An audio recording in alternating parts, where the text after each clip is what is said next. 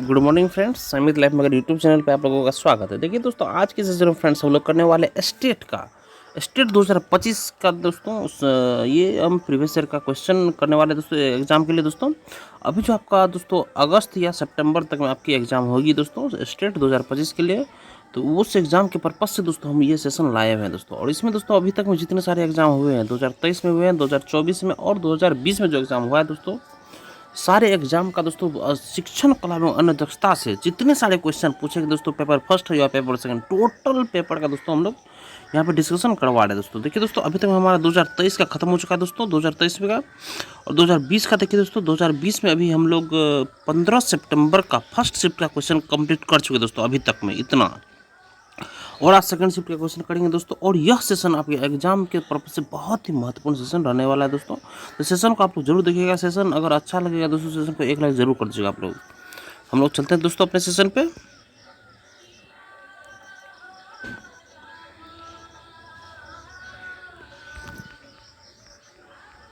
देखिए दोस्तों, ये हमारा शिफ्ट सेकंड है, 15 सितंबर 2020 का दोस्तों ये शिफ्ट सेकंड का क्वेश्चन है दोस्तों। देखिए फ्रेंड्स, आज का फर्स्ट क्वेश्चन है दोस्तों इसका।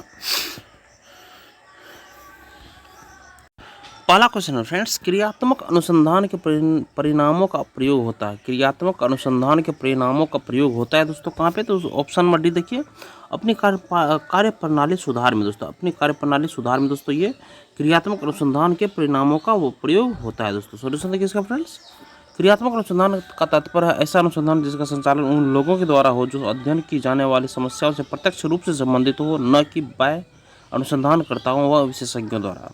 इसका प्रमुख उद्देश्य शैक्षिक अभ्यास का विकास करना एवं कार्य पद्धति में सुधार लाने के लिए होता है। क्रियात्मक अनुसंधान के परिणामों का प्रयोग कार्य प्रणाली सुधार में किया जाता है दोस्तों। नेक्स्ट क्वेश्चन है, सामाजिक रचनावाद दिया था। सामाजिक रचनावाद दिया था दोस्तों वाइगोत्स्की ने दिया था दोस्तों। सामाजिक रचनावाद दिया था फ्रेंड्स ये किसने? तो वाइगोत्स्की ने दिया था दोस्तों। सॉल्यूशन देखिए इसका, सामाजिक रचनावाद का विकास सोवियत मनोवैज्ञानिक लेव वाइगोत्स्की द्वारा दिया गया था। इन्हें सामाजिक रचनावाद का जनक कहा जाता है। वाइगोत्स्की ने समर्थन किया था कि सामाजिक परिस्थितियां और संस्कृतियां जिनमें लोग स्वयं को पाते हैं, सोच और ज्ञान निर्माण को प्रभावित करती है दोस्तों। नेक्स्ट क्वेश्चन है, अवलोकन अधिगम का सिद्धांत किसने दिया था? अवलोकन अधिगम का सिद्धांत किसने दिया था फ्रेंड्स? ये बंडुरा ने दिया था दोस्तों, बंडुरा ने। अवलोकन अधिगम का सिद्धांत दोस्तों किसने दिया था फ्रेंड्स? ये बंडुरा ने दिया था, आप लोग याद रखिएगा। देखिए फ्रेंड्स, अल्बर्ट बंडुरा एक अमेरिकी वैज्ञानिक थे जिन्होंने अवलोकन अधिगम सामाजिक अधिगम सिद्धांत का प्रस्ताव दिया है, जिसमें बंडुरा ने बताया कि संज्ञानात्मक और समस्या समाधान के कौशल को दूसरों को देखकर उनकी नकल करके सीखा जा सकता है। निकटतम परिवेश में नए व्यवहार और अनुभवों को दूसरों को देखकर हासिल किया जाता है दोस्तों। नेक्स्ट क्वेश्चन है, निम्नलिखित में से कौन सा एक शिक्षण के स्तर का भाग नहीं है दोस्तों? निम्नलिखित में से कौन सा एक शिक्षण के स्तर का भाग नहीं है दोस्तों? तो ऑप्शन नंबर सी देखिए, विस्तार। एक शिक्षण के स्तर का दोस्तों भाग नहीं है ये विस्तार दोस्तों। बाद में स्मरण है, समझ है, परावर्ती है दोस्तों। सॉल्यूशन देखिए फ्रेंड्स इसका, शिक्षण के 3 अलग अलग स्तर है और शिक्षण क्रमशः 3 स्तर पर होता है। शिक्षण के 3 अलग अलग स्तर है और शिक्षण क्रमशः 3 स्तर पर होता है। शिक्षण का स्मरण स्तर पर, शिक्षण का समझ स्तर तथा शिक्षण का परावर्ती विचारात्मक स्तर। विस्तार शिक्षण के स्तर का भाग नहीं है, अपितु यह चिंतनशील शिक्षण का भाग है दोस्तों। देखिए फ्रेंड्स, ये स्मृति स्तर हो गया नीचे में, फिर समझ स्तर हो गया दोस्तों, फिर परावर्ती स्तर हो गया दोस्तों।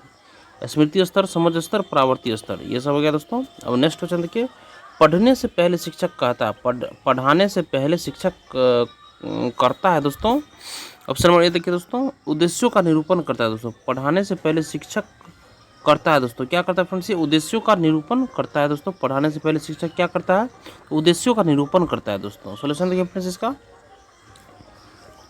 पढ़ाने से पहले शिक्षक उद्देश्यों की पहचान, शिक्षण पाठ्य योजना तैयार करना और छात्रों की रुचि जानना चाहता है। यह एक शिक्षक छात्रों को विषयों के बेहतर समझ को बढ़ावा देने में मदद कर सकता है, जो तभी संभव है जब वो गतिविधियों को योजनाबद्ध तरीके से निष्पादन करे। शिक्षण प्रक्रिया कक्षा शिक्षण से शुरू नहीं होती, यह कक्षा शिक्षण की तैयारी से शुरू होती। कक्षा में प्रवेश करने से पहले एक शिक्षिका उस विषय के लिए एक पाठ्य योजना तैयार करती, जिसे वो कक्षा में बढ़ाएगी। वह शिक्षण उद्देश्य की पहचान करती है और रुचियों और जरूरतों के आधार पर कक्षा शिक्षण की योजना बनाती है। सही उत्तर उपरोक्त में से सभी होगा दोस्तों। इसमें देखिए फ्रेंड्स, उपरोक्त में से सभी दिया हुआ है सर दोस्तों। उद्देश्य का निरूपण, शिक्षण उद्देश्य की योजना बनाना, छात्रों की रुचि पर, बिल्कुल सही दोस्तों, उपरोक्त सभी होगा दोस्तों इसमें।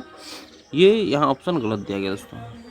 नेक्स्ट क्वेश्चन देखिए फ्रेंड्स, भारत के प्रथम तैरते हुए लोकतक नामक प्राथमिक विद्यालय का उद्घाटन हुआ है। कहाँ पे? ये मणिपुर में हुआ है। भारत के प्रथम तैरते हुए लोकटक नामक प्राथमिक विद्यालय का उद्घाटन कहाँ हुआ है? तो ये मणिपुर में हुआ। दोस्तों इसका सोल्यूशन देखिए, 13 फरवरी 2017 को मणिपुर की लोकटक झील में पानी पर तैरते हुए प्राथमिक स्कूल का उद्घाटन किया गया। प्राथमिक विद्यालय पहल के अंतर्गत एक NGO people's resources development association के साथ एक्शन एंड कार्यक्रम के तहत शुरू हुआ है। नेक्स्ट क्वेश्चन है, विकास एक कभी न खत्म होने वाली प्रक्रिया, यह विचार किस सिद्धांत से जुड़ा है? दोस्तों तो यह है दोस्तों निरंतरता का सिद्धांत से ये जुड़ा हुआ है। दोस्तों परस्पर सिद्धांत नहीं होगा, एकीकरण नहीं होगा, न सहभागिता होगा, ये निरंतर का सिद्धांत होगा। दोस्तों इसका सोल्यूशन देखिए, विकास निरंतरता के सिद्धांत पर कार्य करता है जो गर्भाधान से शुरू होकर मृत्यु पर समाप्त होता है। विकास जीवन प्रयत्न तक चलने वाली प्रक्रिया जो कभी भी समाप्त नहीं होती। यह प्रक्रिया परिवर्तन की गति और मात्रा में एक चरण से दूसरे चरण में भिन्न होती है। दोस्तों नेक्स्ट क्वेश्चन है, निम्न में से शिक्षण के संज्ञानात्मक सिद्धांत के मुख्य प्रस्तावक कौन है? दोस्तों तो ऑप्शन नंबर ए देखिए, एन.एल. गेज। दोस्तों एन.एल. गेज। निम्न में से शिक्षण के संज्ञानात्मक सिद्धांत के मुख्य प्रस्तावक कौन है? दोस्तों ये एन.एल. गेज है। एन.एल. गेज है। सोल्यूशन देखिए इसका, शिक्षण के संज्ञानात्मक सिद्धांत के प्रस्तावक एन.एल. गेज है, जिनके अनुसार शिक्षण का एक सिद्धांत शिक्षक के उद्देश्यों की पूर्ति नहीं कर सकता। इनके विचार संज्ञानात्मक मनोविज्ञान के विद्यालय से प्रभावित थे। नेक्स्ट क्वेश्चन देखिए, प्रेरणा सीखने की प्रक्रिया में ऑप्शन नंबर इसका डी सही होगा। दोस्तों युवा सीखने वालों में सीखने के लिए रुचि उत्पन्न करना। युवा सीखने वालों में सीखने के लिए रुचि उत्पन्न करना। देखिए ये है दोस्तों, सीखने वालों की याददाश्त तेज करता है, गलत है दोस्तों। प्रेरणा सीखने की प्रक्रिया नए को अलग करना एवं पुराने शिक्षक को अप्रत्यक्ष रूप से सोचने पर मजबूर करना, ये गलत है दोस्तों। डी है, कुछ युवा सीखने के लिए रुचि उत्पन्न करना। सोल्यूशन देखिए इसका, प्रेरणा या अभिप्रेरणा एक मानसिक या आंतरिक प्रक्रिया है जो व्यक्ति को उसके लक्ष्यों को उद्देश्यों को पूर्ति करने में सहायक होती है। प्रेरणा युवा शिक्षार्थियों के बीच अधिगम में रुचि उत्पन्न करता है। प्रेरणा एक ऊर्जा के रूप में कार्य करती है जो किसी कार्य के प्रयासों व कार्य में ध्यान बनाए रखने में सहायक होती है। नेक्स्ट क्वेश्चन, अधिगम अनुभव और प्रशिक्षण के परिणाम स्वरूप व्यवहार में परिवर्तन है, यह कथन किनके द्वारा दिया गया है? यह दोस्तों गेट्स व अन्य के द्वारा दोस्तों यह दिया गया। दोस्तों अधिगम अनुभव और प्रशिक्षण के परिणाम स्वरूप व्यवहार में परिवर्तन है। अधिगम अनुभव और प्रशिक्षण के परिणाम स्वरूप व्यवहार में परिवर्तन है, यह कथन किनके द्वारा दिया गया? दोस्तों तो यह दोस्तों गेट्स व अन्य के द्वारा दिया गया। दोस्तों सोल्यूशन देखिए इसका फ्रेंड्स, अधिगम अनुभव और प्रशिक्षण के माध्यम से व्यवहार का संशोधन अर्थात परिवर्तन, यह कथन गेट्स और अन्य ने दिया है। दोस्तों नेक्स्ट क्वेश्चन है, अपनी कक्षा के प्रतिभाशाली विद्यार्थियों के लिए शिक्षक को क्या करना चाहिए? अपनी कक्षा के प्रतिभाशाली विद्यार्थियों के लिए शिक्षक को क्या करना चाहिए? तो ऑप्शन नंबर डी देखिए फ्रेंड्स, संवर्धन कार्यक्रमों की व्यवस्था करनी चाहिए। दोस्तों अपनी कक्षा के प्रतिभाशाली विद्यार्थियों के लिए शिक्षक को क्या करना चाहिए? दोस्तों तो संवर्धन कार्यक्रमों की व्यवस्था करनी चाहिए। संवर्धन कार्यक्रमों की व्यवस्था करनी चाहिए। दोस्तों सोल्यूशन इसका फ्रेंड्स, प्रतिभाशाली बच्चे स्वभाव से बहुत जिज्ञासु होते हैं, इसलिए कभी कभी कक्षा में उनको बोरियत महसूस होती है क्योंकि वे अपने साथियों की तुलना में चीज़ों को तेज़ी से सीख लेते हैं। प्रतिभाशाली छात्रों को पढ़ाने के लिए व अधिगम को रुचिकर बनाने के लिए उन्हें स्वेच्छा से चयन किए गए उच्च स्तरीय और मौलिक पाठ्य सामग्रियों को पढ़ने के लिए प्रोत्साहित व प्रेरणादायक निर्देश विधि का उपयोग करना एक प्रशिक्षक की जिम्मेदारी है। ये ऑप्शन नंबर डी हमारा सही होगा, संवर्धन कार्यक्रम की व्यवस्था करनी चाहिए। नेक्स्ट, शिक्षण के क्रियात्मक उद्देश्यों को पूरा करने के लिए पाठ्यक्रम में किस पर जोर दिया जाता है? शिक्षण के क्रियात्मक उद्देश्यों को पूरा करने के लिए पाठ्यक्रम में किस पर जोर दिया जाता है? तो ऑप्शन नंबर बी देखिए, क्रिया एवं प्रयोग पे। शिक्षण के क्रियात्मक उद्देश्यों को पूरा करने के लिए पाठ्यक्रम में किस पर जोर दिया जाता है? तो ये क्रिया एवं प्रयोग पे ये जोर दिया जाता है। विद्यालय प्रबंधन पर नहीं, सिद्धांत एवं अवधारणा पर नहीं, क्रिया एवं प्रयोग पर दिया जाता है। सोल्यूशन इसका देखिए, शिक्षण के क्रियात्मक उद्देश्यों को पूरा करने के लिए पाठ्यक्रम में क्रिया और प्रयोग पर जोर देना चाहिए। शिक्षण का प्राथमिक उद्देश्य ज्ञान और बुद्धि प्रदान करना है जो छात्रों को आजीवन सीखने वाले बनाने में मदद करता है। नेक्स्ट, छात्रों के लिए कौन सी विशेषता सर्वाधिक महत्वपूर्ण है? छात्रों के लिए कौन सी विशेषता सर्वाधिक महत्वपूर्ण है दोस्तों? तो ऑप्शन नंबर बी देखिए, स्वतंत्र चिंतन। छात्रों के लिए कौन सी विशेषता सर्वाधिक महत्वपूर्ण है दोस्तों? स्वतंत्र चिंतन छात्रों के लिए सर्वाधिक महत्वपूर्ण है। स्वतंत्र चिंतन सोल्यूशन इसका देखिए, स्वतंत्र चिंतन छात्रों के लिए सर्वाधिक महत्वपूर्ण है। स्वतंत्र चिंतन का अर्थ है वास्तविकता के तथ्यों के आधार पर तर्क करने की अपनी व्यक्तिगत क्षमता का उपयोग करके अपने लिए निर्णय लेना। यह दोस्तों छात्रों के लिए विशेषता सर्वाधिक महत्वपूर्ण है दोस्तों, स्वतंत्र चिंतन। सोल्यूशन देखिए, सोल्यूशन हो गया फ्रेंड्स। नेक्स्ट क्वेश्चन देखिए, निम्नलिखित में से कौन सा शब्द कक्षा शिक्षण में विषय वस्तु को सरल ढंग से प्रस्तुत करने के नियमों के लिए प्रयुक्त किया जाता है? तो ऑप्शन नंबर देखिए, शिक्षण सिद्धांत, मैक्सिम्स ऑफ टीचिंग्स। निम्नलिखित में से कौन सा शब्द कक्षा शिक्षण में विषय वस्तु को सरल ढंग से प्रस्तुत करने के नियमों के लिए प्रयुक्त किया जाता है फ्रेंड्स? तो याद रखिएगा शिक्षण सिद्धांत। ये शिक्षण सिद्धांत दोस्तों विषय वस्तु को सरल ढंग से प्रस्तुत करने के लिए नियमों के लिए प्रयुक्त किया जाता है। शिक्षण विधि नहीं, शिक्षण तकनीक नहीं दोस्तों, शिक्षण रणनीति नहीं, शिक्षण सिद्धांत। सोल्यूशन फ्रेंड, शिक्षण सिद्धांत शिक्षकों द्वारा शिक्षण प्रक्रिया के लिए निर्णय लेने और छात्रों को अधिगम में सक्षम बनाने वाली प्रक्रिया है। शिक्षण सिद्धांत दो प्रकार के सिद्धांतों पर आधारित होती है, सामान्य सिद्धांत और मनोवैज्ञानिक सिद्धांत। नेक्स्ट क्वेश्चन है फ्रेंड्स, निम्न में से विद्यार्थियों को प्रेरित करने के लिए कौन सा दृष्टिकोण सबसे उपयुक्त है? निम्न में विद्यार्थियों को प्रेरित करने के लिए कौन सा दृष्टिकोण सबसे उपयुक्त है फ्रेंड्स? कौन सा है उपयुक्त? निम्न में से विद्यार्थियों को प्रेरित करने के लिए कौन सा दृष्टिकोण सबसे उपयुक्त है फ्रेंड्स? उचित पुरस्कार देना, उपयुक्त मार्गदर्शन करना, सदैव उपयुक्त उदाहरण देना। देखिए दोस्तों इसमें हमारा ऑप्शन सही हो जाएगा फ्रेंड्स, ए नंबर ऑप्शन हमारा सही हो जाएगा दोस्तों। ए नंबर में उचित पुरस्कार देना दोस्तों। विद्यार्थियों को प्रेरित करने के लिए कौन सा दृष्टिकोण सबसे उपयुक्त है दोस्तों? तो उचित पुरस्कार देना। ठीक है दोस्तों, अब नेक्स्ट इसका सोल्यूशन देखिए। परीक्षण या किसी अन्य क्षेत्रों में छात्रों द्वारा बेहतर प्रदर्शन करने पर उन्हें सार्वजनिक व तत्काल पुरस्कृत करना चाहिए। इससे उनमें आत्मविश्वास का स्तर बढ़ेगा और वे और बेहतर करने का प्रयास करेंगे। प्रशंसा छात्रों में आत्मविश्वास, योग्यता, रुचि और आत्मसम्मान का निर्माण करती है। छात्रों को उचित पुरस्कार देकर उन्हें कुछ संकेत देना चाहिए कि उन्होंने कितना अच्छा प्रदर्शन किया है दोस्तों। नेक्स्ट, निम्न में से किन्हें हम मनोविश्लेषण के पिता के रूप में जानते हैं? निम्न में से किन्हें हम मनोविश्लेषण के पिता के रूप में जानते हैं दोस्तों? तो ऑप्शन नंबर डी देखिए, फ्रायड को दोस्तों मनोविश्लेषण के पिता के रूप में हम लोग जानते हैं दोस्तों, फ्रायड को। सोल्यूशन इसका सिगमंड फ्रायड को मनोविश्लेषण विज्ञान का जनक कहा जाता है। मनोविश्लेषण के तीन उपयोग है दोस्तों। एक, यह मस्तिष्क की परीक्षा की विधि प्रदान करता है। दो, यह मानव व्यवहार से संबंधित सिद्धांतों का क्रमबद्ध समूह प्रदान करता है। थर्ड, यह मनोवैज्ञानिक या भावात्मक रोगों की चिकित्सा के लिए उपाय सुझाता है। ये दोस्तों किसने दिया फ्रेंड्स? याद रखिए फ्रायड ने मनोविश्लेषण के पिता के रूप में जाने जाते हैं फ्रेंड्स। नेक्स्ट है, एक शिक्षक को बच्चों को सिखाते समय निम्न में से किस पर ध्यान देना चाहिए दोस्तों? तो उपरोक्त में से सभी पे ध्यान देना चाहिए दोस्तों। कक्षा के आकार पे, शिक्षण पद्धति एवं निर्देशन पे, बालकों के वर्गीकरण पे दोस्तों, सभी पे। सोल्यूशन देखिए फ्रेंड्स, एक शिक्षक को बच्चों को सिखाते समय कक्षा का आकार, शिक्षण पद्धति एवं निर्देशन एवं बालकों का वर्गीकरण, उपरोक्त सभी बातों पर ध्यान देना चाहिए एवं इन्हीं के आधार पर शिक्षण प्रक्रिया शुरू करनी चाहिए, जिससे शिक्षक व छात्र दोनों को अधिगम में आसानी हो। नेक्स्ट है, सहयोगी कक्षा के लिए कौन सा कथन सही है? सहयोगी कक्षा, छात्र एक दूसरे के साथ प्रतिस्पर्धा करते हैं, गलत। छात्रों को विचारों की प्रस्तुति स्वतंत्रतापूर्वक एक दूसरे से चर्चा करने का अवसर, ये दोस्तों सही होगा दोस्तों। ऑप्शन नंबर बी हमारा सही होना चाहिए दोस्तों, सही है दोस्तों, ऑप्शन नंबर बी है। तो शिक्षक को हमेशा सहयोगात्मक शिक्षण या सामूहिक शिक्षण पर जोर देना चाहिए। सहयोगात्मक शिक्षण में छात्रों को विचारों की प्रस्तुति तथा स्वतंत्रतापूर्वक एक दूसरे से चर्चा करने के अवसर मिलते हैं, जिससे उनमें कुछ नए अधिगम का विकास होता है। क्योंकि प्रत्येक छात्र का अपना विचार व सीखने का तरीका अलग होता है, अतः सहयोगात्मक या सामूहिक कक्षा द्वारा छात्र एक दूसरे से सीख सकते हैं। नेक्स्ट, निम्नलिखित में से कौन सा विकल्प शिक्षक को कम विद्यार्थी वाली कक्षा में शिक्षण को अधिक प्रभावी बनाने के लिए प्रयोग में लाना चाहिए दोस्तों? तो ऑप्शन नंबर डी इसका सही होगा, उपरोक्त में से सभी दोस्तों। निम्नलिखित में से कौन सा विकल्प शिक्षक को कम विद्यार्थी वाली कक्षा में शिक्षण को अधिक प्रभावी बनाने के लिए प्रयोग में लाना चाहिए दोस्तों? ऑप्शन नंबर डी हमारा बिल्कुल करेक्ट होगा दोस्तों। देखिए, अधिगम संबंधी समस्याओं की पहचान करना, उसके बाद छात्रों पर व्यक्तिगत ध्यान देना, अनुदेशन को छात्रों के बीच विभिन्नताओं को ध्यान में रखकर बनाना। ठीक है, सोल्यूशन देखिए, अधिगम संबंधी समस्याओं की पहचान करना, छात्रों पर व्यक्तिगत ध्यान देना और अनुदेशन को छात्रों के बीच की विभिन्नताओं को ध्यान में रखकर बनाना शिक्षक को कम विद्यार्थी वाली कक्षा में शिक्षण को अधिक प्रभावी बनाने के लिए प्रयोग में लानी चाहिए। नेक्स्ट क्वेश्चन देखिए, सीखने की अंतर्दृष्टि सिद्धांत को प्रोत्साहित किया गया है।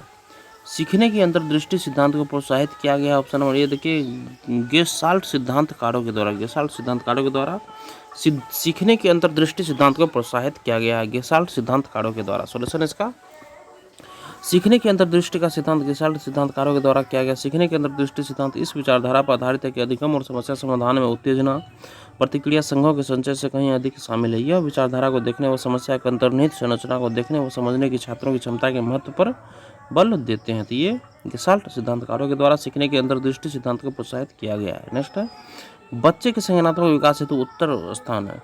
बच्चे के संज्ञानात्मक विकास हेतु उत्तर स्थान है दोस्तों। उत्तर स्थान है दोस्तों क्या है फ्रेंड्स? एक खेल का मैदान, सभागार, उसके बाद क्या दोस्तों, घर और विद्यालय एवं कक्षा का वातावरण। दोस्तों ऑप्शन नंबर डी हमारा सही होगा दोस्तों। सोल्यूशन देखिए इसका, संज्ञानात्मक विकास से तात्पर्य किसी समस्या को समझने, सीखने, तर्क करने, विचार करने एवं समस्या के समाधान की क्षमता का विकास से है। बच्चों में संज्ञानात्मक विकास स्कूल व कक्षा वातावरण से होता है, सब जबकि उनके संवेगिक अर्थात भावात्मक विकास का संबंध घर से है। स्कूल का व कक्षा वातावरण से ही बच्चों को सीखने का अवसर प्राप्त होता है, जो उनमें संज्ञानात्मक विकास को प्रभावित करता है। नेक्स्ट, निम्न में से कौन सी एक धीमी गति से सीखने वाले छात्र की विशेषता नहीं है दोस्तों? निम्न में से कौन सी एक धीमी गति से सीखने वाले छात्र की विशेषता नहीं है दोस्तों? तो ऑप्शन नंबर सी देखिए, अमूर्त सोच। निम्न में से कौन सी एक धीमी गति से सीखने वाले छात्र की विशेषता नहीं है दोस्तों? तो ये अमूर्त सोच। सॉल्यूशन है फ्रेंड्स इसका, धीमी गति से सीखने वाले छात्रों की विशेषता नहीं दोस्तों, तो अमूर्त सोच। देखिए, सीमित शब्दावली, ध्यान की छोटी सी अवधि, रुचियों की सीमित सीमा, ये सब दोस्तों धीमी गति के सीखने की विशेषता है दोस्तों। बाद बाकी अमूर्त सोच ये धीमी गति से सीखने वाले छात्र की विशेषता नहीं है दोस्तों। सॉल्यूशन देखिए, धीमी गति से सीखने वाले छात्रों को अवधारणाओं को सीखने में कठिनाई होती है, इसलिए वे अमूर्त सोच के स्थान पर मूर्त चिंतन अर्थात किसी वस्तु से ऊपरी सतह या केवल ठोस चिंतन को पसंद करते हैं, अतः विकल्प सी सही उत्तर है। सॉल्यूशन देखिए, नेक्स्ट क्वेश्चन है फ्रेंड्स, निम्न में से प्रवृत्ति, अवधारणा, कौशल, ज्ञान आदि को किसका परिणाम कहा जा सकता है? तो ये दोस्तों अधिगम का परिणाम कहा जा सकता है दोस्तों। निम्न में से प्रवृत्ति, अवधारणा, कौशल, ज्ञान आदि को अधिगम का परिणाम कहा जा सकता है दोस्तों। इसका सॉल्यूशन है फ्रेंड्स, प्रवृत्ति, अवधारणा, कौशल, ज्ञान आदि को अधिगम का परिणाम कहा जा सकता है, क्योंकि इन्हीं के आधार पर ही अधिगम अर्थात सीखने की प्रक्रिया शुरू की जाती है। प्रवृत्ति, अवधारणा, कौशल, ज्ञान, इन्हीं से हमें कैसा अधिगम प्राप्त होगा, इनकी जानकारी प्रक्रिया पूर्व ही मिल जाती है। नेक्स्ट क्वेश्चन है, एक सफल शिक्षक वही होता है जो अपने विषय को अच्छी तरह से जानता हो, जिसकी कक्षा का परिणाम 100% आता हो, वह छात्रों के लिए अवधिमान हो, उसके लेख प्रतिष्ठित पत्रिकाओं में प्रकाशित हो, अपने विषय को अच्छी तरह से जानता हो दोस्तों। यही होना चाहिए दोस्तों। 24 का ए नंबर ऑप्शन दोस्तों हमारा बिल्कुल करेक्ट है दोस्तों, अपने विषय को अच्छी तरह से वह जानता हो दोस्तों। नेक्स्ट क्वेश्चन देखिए, सॉल्यूशन देखिए इसका, एक सफल शिक्षक वही होता है जो अपने विषय को अच्छी तरह से जानता है एवं अपने विषय की संपूर्ण जानकारी होता है। एक सफल शिक्षक अपने ज्ञान द्वारा जीवन के हर पथ पर छात्र को प्रेरित करता है। अच्छे शिक्षक या सफल शिक्षक में संचार कौशल, सहानुभूति व अच्छे छात्रों के साथ मैत्रीपूर्ण संबंध के गुण होते हैं। जैसे यूएनसीआरपीडी संबंधित है, विशिष्ट स्पेशल नीड चिल्ड्रन, विशिष्ट आवश्यकता वाले बालकों से। यूएनसीआरपीडी का पूर्ण रूप United Nations convention on the rights of persons with disabilities है। यह विशिष्ट आवश्यकता वाले बालकों से अधिकार पर संयुक्त राष्ट्र कन्वेंशन की एक अंतर्राष्ट्रीय मानवाधिकार संधि है। इसका मुख्यालय न्यूयॉर्क में है। नेक्स्ट क्वेश्चन है, शिक्षा का उद्देश्य the purpose of education should be. शिक्षा का उद्देश्य होना चाहिए, क्या होना चाहिए? ये व्यवहारिक जीवन के लिए विद्यार्थियों को तैयार करना, यही शिक्षा का उद्देश्य होना चाहिए। व्यवहारिक जीवन के लिए विद्यार्थियों को तैयार करना, ये शिक्षा का उद्देश्य होना चाहिए। ठीक है, देखिए, शिक्षा का उद्देश्य छात्रों को व्यवहारिक जीवन के लिए तैयार करना होना चाहिए। शिक्षा द्वारा ही व्यक्ति का सर्वांगीण विकास संभव हो सकता है। ज्ञानार्जन करना, जीविकोपार्जन व उत्तम चरित्र का निर्माण करना शिक्षा का उद्देश्य है। नेक्स्ट क्वेश्चन है, मनोवैज्ञानिक विद्यालय निम्न में से क्या करते हैं? ये इनमें से सभी होगा, नियंत्रण होगा, निर्देशन होगा, अध्यापन होगा, ये सभी होगा। मनोवैज्ञानिक विद्यालय निम्न में से क्या करते हैं? नियंत्रण करते हैं, निर्देशन करते हैं, अध्यापन करते हैं, ये सभी करते हैं। सॉल्यूशन इसका देखिए फ्रेंड्स, मनोवैज्ञानिक विद्यालय नियंत्रण, निर्देशन और अध्यापन पर कार्य करते हैं। मनोवैज्ञानिक विद्यालय से तात्पर्य है कि छात्रों के मानसिक स्वास्थ्य संबंधी दायित्वों का निर्वहन करना। विद्यालय मनोवैज्ञानिक में परामर्शदाता मनोवैज्ञानिक के भी गुण होते हैं, क्योंकि वह छात्र केंद्रित तथा व्यक्तिगत स्तर पर भी मनोवैज्ञानिक सत्रों का आयोजन होता है। नेक्स्ट है, मनोविज्ञान के इतिहास में सबसे पहली पाठ्यपुस्तक किसने लिखी थी दोस्तों? मनोविज्ञान के इतिहास में सबसे पहली पाठ्यपुस्तक किसने लिखी थी? देखिए दोस्तों, सबसे पहली पुस्तक मनोविज्ञान पर पहली पुस्तक जिसका शीर्षक प्रिंसिपल ऑफ साइकोलॉजी है, यह एक अमेरिकी दार्शनिक और मनोवैज्ञानिक विलियम जेम्स द्वारा मनोविज्ञान के बारे में यह 1985 में प्रकाशित हुई थी दोस्तों, विलियम जेम्स के द्वारा। और नोट, मनोविज्ञान का इतिहास विलियम डुगलस वुडी द्वारा लिखा गया दोस्तों, जो कि दिए गए प्रश्न के विकल्पों में नहीं आता। ये इस प्रश्न में बोनस मार्क दिए गए हैं दोस्तों। ठीक है दोस्तों, देखिए इसमें है फ्रेंड्स, मनोविज्ञान के इतिहास सबसे पहली पुस्तक। देखिए, मनोविज्ञान का इतिहास विलियम डगलस वुडी द्वारा लिखा गया, ये भी आप लोग याद रखिएगा दोस्तों। नेक्स्ट क्वेश्चन है, निम्नलिखित में से किस प्रकार का परीक्षण प्रभावी स्मरण शक्ति के लिए सबसे उपयुक्त है दोस्तों? ऑप्शन नंबर डी देखिए, बी और सी दोनों सही होगा दोस्तों। किस प्रकार का परीक्षण प्रभावी स्मरण शक्ति के लिए सबसे उपयुक्त है? यह एकाधिक विकल्प होगा और उसके बाद होगा रिक्त स्थानों की पूर्ति, एकाधिक विकल्प रिक्त स्थानों की पूर्ति। यही दोस्तों परीक्षण प्रभावी स्मरण शक्ति के लिए सबसे उपयुक्त है दोस्तों। सोल्यूशन देखिए इसका, परीक्षण प्रभावी स्मरण शक्ति के लिए सबसे उपयुक्त है। एकाधिक विकल्प और रिक्त स्थानों की पूर्ति स्मरण शक्ति से तात्पर्य है कि मानसिक शक्ति को अपने सामने होने वाले घटनाओं और सुनी जाने वाली बातों को ग्रहण करके जो छोड़ती है और आवश्यकता पड़ने पर प्रसंग आने या मस्तिष्क पर जोर देने से वह घटना या बात पर फिर हमारे मन में स्पष्ट कर देती है। अब देखिए दोस्तों नेक्स्ट क्वेश्चन हमारा है दोस्तों, निम्नलिखित 3 प्रश्नों में लुप्त संख्या को ज्ञात करना। इसमें से देखिए फ्रेंड्स लुप्त संख्या को हमें ज्ञात करना है दोस्तों। देखिए फ्रेंड्स यहाँ पे देखिए 1 square 1 Q, 2 square 2 Q, 3 square 3 Q, 4 square 4 Q, 416 चौके 64 हो जाएगा दोस्तों। नेक्स्ट है फ्रेंड्स 1 3 4 8 15 17, ये क्या हो जाएगा दोस्तों। देखिए श्रृंखला का पैटर्न देखिए दोस्तों, सबसे पहले 1 3, यहाँ पर दोस्तों 1 3, ठीक है दोस्तों, 1 में 3 जोड़ दिए 4 हो गया, ठीक है। उसके बाद 3 4 4 8 हो गया। अब दोस्तों यहाँ पे हो जाएगा 8 हो गया। अब 4 3 7 8 8 16, 4 3 7 8 15। देखिए दोस्तों सबसे पहले क्या किया, ये 2 को जोड़ा तो 4 हो गया, ठीक है। अब फिर यहाँ पे दोस्तों ये 3 को जोड़ दिया तो 8 हो गया, ठीक है दोस्तों। अब फिर यहाँ से 3 को ही जोड़ रहा है दोस्तों, 3 को जोड़ा तो 15 हो गया। फिर यहाँ 3 हम लोग जो 8 4 12 15 27 हो गया। फिर ये तीनों जोड़ देंगे 8 15 15 15 8 8 23 हो गया। और 23 27 कितना हो जाएगा दोस्तों, 20 20 साढ़े 10 50 हो जाएगा दोस्तों। ऑप्शन नंबर बी हमारा सही होगा दोस्तों। नेक्स्ट है दोस्तों 1 8 27 64 125। इसमें दोस्तों कि इसका श्रृंखला देखिए friends 1 Q 2 Q 3 Q 4 Q 5 Q, ठीक है दोस्तों। इसी प्रकार 6 क्यू कौन सा हो जाएगा दोस्तों, ये 216 हो जाएगा दोस्तों। नेक्स्ट फ्रेंड्स एक निश्चित कोड भाषा में 15,700 ये 15 7 8 9 को XTZL के रूप में लिखा जाता है, तो फिर NPSU को ये लिखा जाता है दोस्तों। उसी प्रकार रूप में इसी कोड भाषा में 2 3 5 4 9 को कैसे लिखा जाएगा दोस्तों। देखिए फ्रेंड्स सबसे पहले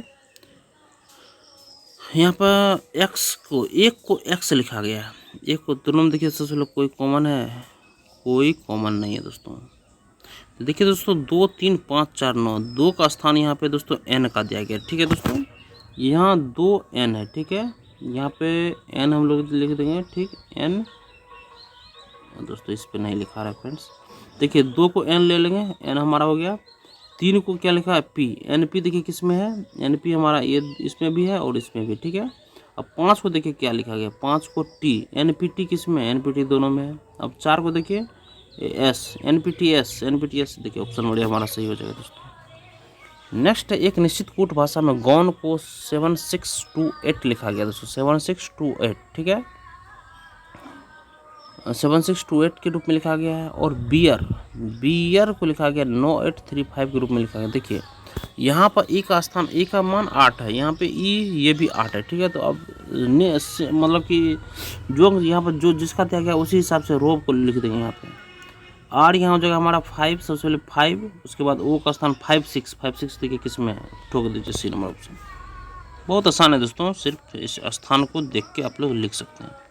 नेक्स्ट देखिए यदि आप किसी भी छोर से शुरू होने वाले कतार में 11वें स्थान पे, किसी भी छोर से आप 11वें स्थान पे है तो कतार में कितने लोग हैं दोस्तों। किसी छोर से अगर आप 11वें स्थान पे है दोस्तों, यदि आप किसी छोर से शुरू होने वाले कतार में 11वें स्थान पर तो कतार में कितने लोग हैं दोस्तों। देखिए फ्रेंड्स पंक्ति में कुल व्यक्ति निकालना है तो बाएं से स्थान प्लस दाएं से स्थान -1 हमें करना है। अगर किसी भी छोर से 11 है तो मतलब कि इधर से भी 11 इधर से भी 11, तो 11 दूना 22 -1 हो गया कितना 21 व्यक्ति दोस्तों। नेक्स्ट क्वेश्चन अंग्रेजी वर्ड वाला में बाईं ओर से 18, बाईं मतलब लेफ्ट से 18 हो गया। और उसके बाद अक्षर बाईं और 10वां अक्षर कौन है, इसमें फिर बाईं है दोस्तों। तो 18 - 10 कितना हो जाएगा हमारा, 18 - 10 हो जाएगा फ्रेंड्स, ये 8 हो जाएगा दोस्तों, 8 हो जाएगा। 8 का स्थान कौन सा है दोस्तों, एच होगा दोस्तों। देखिए फ्रेंड्स बाईं ओर से 18 आर के बाई 10 के होगा एच होगा दोस्तों, ठीक है। नेक्स्ट क्वेश्चन है निम्नलिखित में से लुप्त शब्द का पता लगाइए दोस्तों। विशाल का बोना, प्रतिभाशाली का बूढ़ा, सज्जन, छोटा, बेवकूफ। प्रतिभाशाली का बेवकूफ हो जाएगा दोस्तों, बेवकूफ इडियट। नेक्स्ट है अमित ने कहा यह अमित। देखिए अमित ने कहा कि यह लड़की जो है मेरी माँ के पोते, माँ के पोते इसका हो गया प्लस की पत्नी हो गया माइनस। देखिए अमित ने कहा यह लड़की मेरी माँ के पोते की पत्नी है। देखिए अमित ने कहा कि यह लड़की जो है ना, ये लड़की क्या है दोस्तों, मेरी माँ, इसकी माँ होगी, ठीक है, इसके माँ के पोते मतलब इसका अपना बेटा, ठीक है, ये पोता हो गया, पोते की पत्नी है दोस्तों ये लड़की, ठीक है। अमित उस लड़की से किस प्रकार संबंधित है? अमित कौन है दोस्तों उस लड़की का? तो ये ससुर हो जाएगा दोस्तों।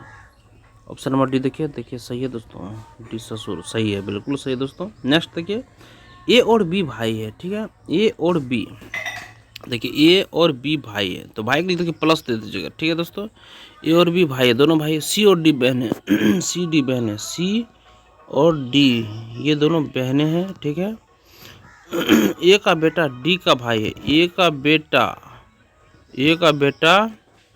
डी का भाई है, डी का भाई है दोस्तों। ये दोनों ये इसी का ये भी बहन हो जाएगा, ठीक है दोस्तों।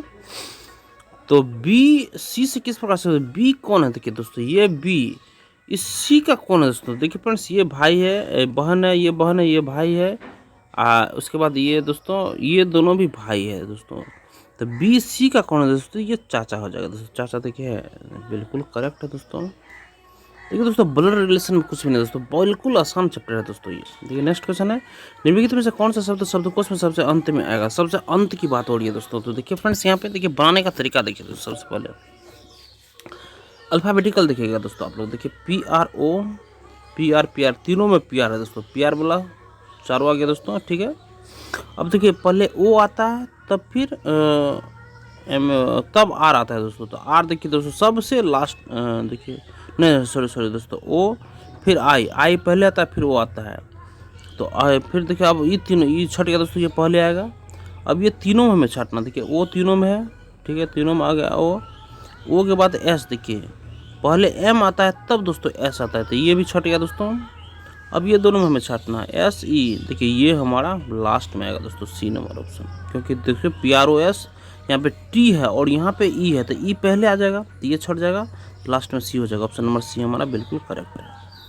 अब 41 में देखिए ए बी का भाई है, ए यहाँ पे हो जाएगा ए बी का भाई, ए हो गया बी का भाई, ठीक है, ए बी का भाई हो गया, बी सी का भाई है, बी सी का भाई है, सी डी का पति है, सी डी का पति है, ठीक है, ये पति हो जाएगा, ये माइनस हो जाएगा, ठीक है।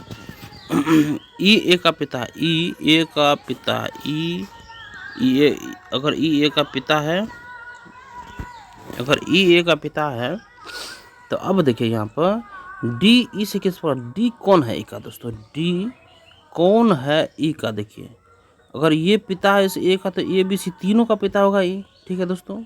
अब सी की ये कौन है, पत्नी है, तो यहाँ पे बोल रहा है डी कौन है ई का, तो ये ई हो गया, इसका मतलब डी का ये ससुर हो गया, और इसका ये डी कौन हो गया, ये पुतहू हो गया, बहू, इसको बहू बोल सकते हैं दोस्तों, तो बहू डॉटर इन लॉ हो गया दोस्तों। नेक्स्ट देखिए,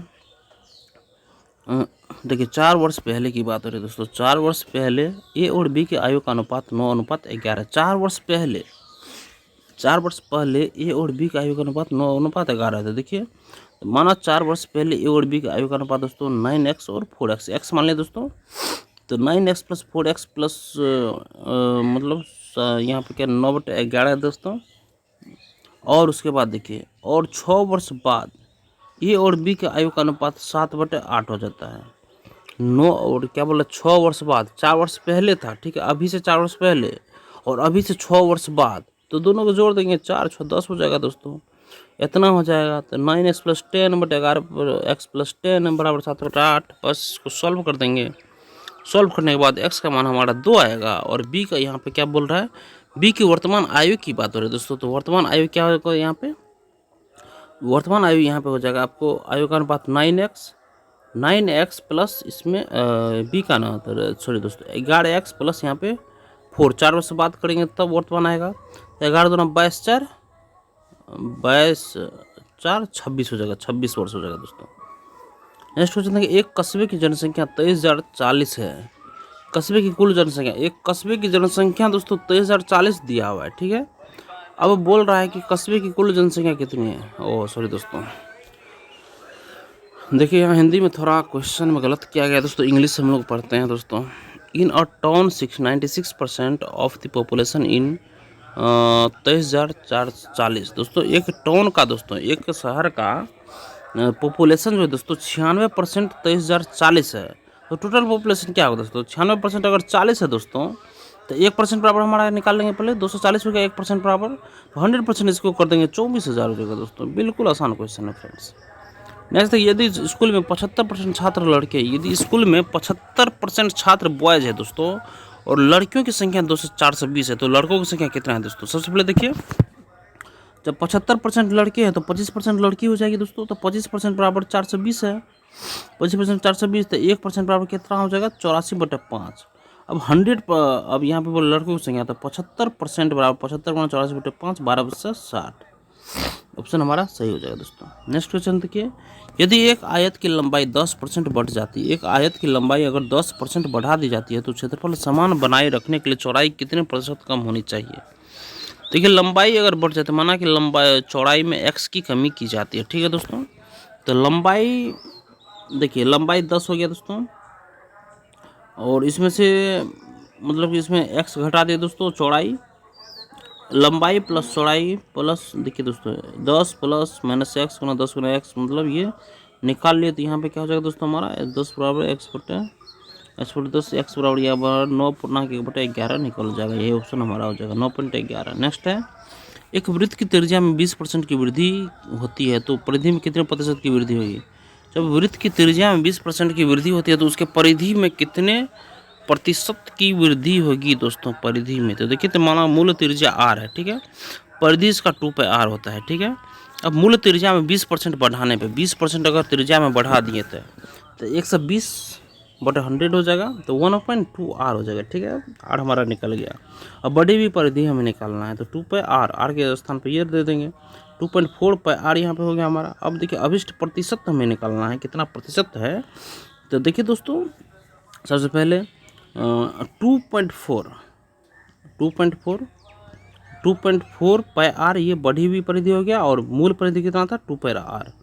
तो 2.4r में से 2πr को यहाँ पे घटा देंगे, तो πr कॉमन ले लिए दोस्तों, बट 2πr मूल परिधि से, तब निकलेगा दोस्तों हमारा बढ़ा हुआ प्रतिशत।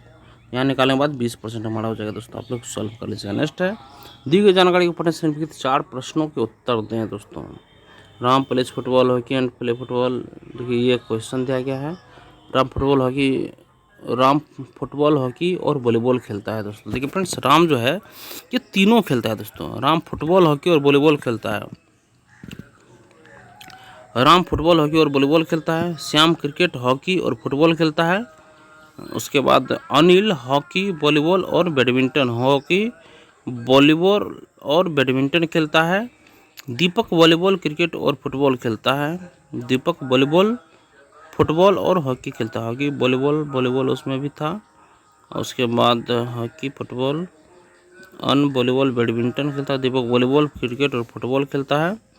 तो हरीश केवल फुटबॉल खेलता है। देखिए यहाँ पे इसको सॉल्व किया गया दोस्तों।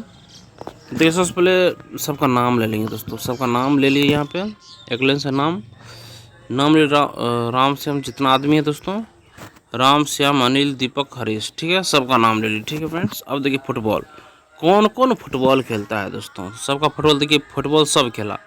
हॉकी 3 खेला, फिर वॉलीबॉल 3 ही खेला, बैडमिंटन 1 खेला, क्रिकेट 2 खेला। फुटबॉल से ज़्यादा लोग खेल रहा है दोस्तों।